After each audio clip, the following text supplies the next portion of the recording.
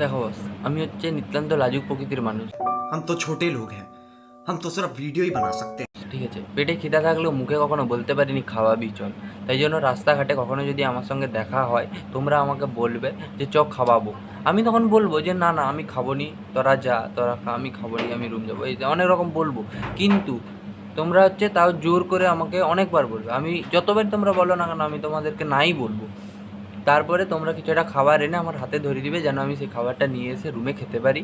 ঠিক আছে? তো মানে কী করবে বলো, একটু লাজুক প্রকৃতির মানুষ, পেটে খিদা আছে কিন্তু মুখে আমি বলতে পারছি না লজ্জার জন্য, কী করবো? তো তোমরা খাওয়াটা এরকম দিবে, ঠিক আছে? তাই জন্য আমি তোমাকে মানে যদি তুমি আমার থেকে বড় হও তাহলে প্রণাম করব, আর যদি ছোটো হও তাহলে আশীর্বাদ দেবো। আমি ঘরে এসে স্ট্যাটাস দেবো যে এ আমাকে খাবার দিয়েছে, সবাই জানতে পারবে তুমি কত ভালো মানুষ।